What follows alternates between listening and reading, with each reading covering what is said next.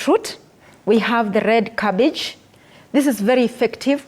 It helps the body to prolong life. We say food that prolong lives, they have catechins, they have anthocyanins, they have bioflavonoids. Those are chemical compounds. For example, when we are treating cancer using chemotherapy and radiation, we look at the angiogenesis part of the body, whereby the angiogenesis, we look at anti-angiogenesis inhibitors, whereby we can suppress the blood vessels not to take nutrients to the mutation of the cells. So because the cancer cells, they hijack the blood vessels. So when they hijack the blood vessels, they start growing.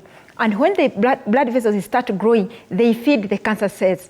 The bigger it is, the more the blood vessels. So when we go to oncologists, they try to suppress, or they try to cut that flow of blood to the tumor, so that the tumor could shrink and reverse the problem. But now, can we have foods that are anti-angiogenic inhibitors, that have these inhibitors than chemicals alone? When I talk to my patient, I tell them, you can use food as medicine. Whatever you eat today, it will help the body to reverse disease. It will help the body defensive mechanism to reverse disease. We have the stem cells. We have what we call immune system. Most of the people, they talk about immune system, and they think it's only the only way the body defends itself. So when we were born with these things to help our body to live without diseases. You know, people have lived with the diseases and it has become normal. It's normal to have cancer. It is normal to have diabetes. It is normal to have high blood pressure. It is normal to have tumor. It is normal to have asthma. It's normal to have allergy. But that's not normal, because there is imbalance in your system caused by your lifestyle. And all this is factored in all the kind of cancers that we know. Yes. And also, as you also answer that, are there specific, for example, someone has, let's say, stomach cancer. Are you advising them to, go wholesomely on all this, the kind of smoothies that we have, the salads, and all that, or they need a specific kind of diet on their plate? Most of the time when we have colon cancer, what activates colon cancer is lack of fiber, whereby waste is not moving. It is stagnant in your descending colon. That is why we get colon cancer. So why is this waste not moving? It's because of fiber. Which foods does it contain fiber?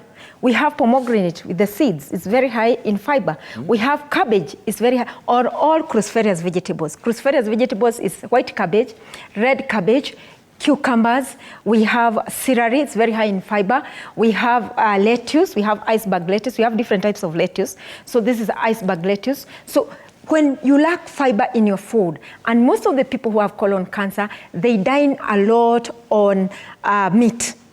Yes, they eat a lot of flesh. I call it flesh. Okay. They eat a lot of flesh.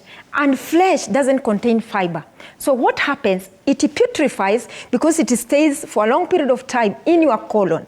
So the byproduct, it will create a lot of acid, and a lot of acid in the system, it imbalances the chemistry of the blood, and that's where cancer cells, they start mutating. Yeah. So that's for now an example of, let's say, the colon cancer. Yes. Right. So we incorporate more food that has fiber.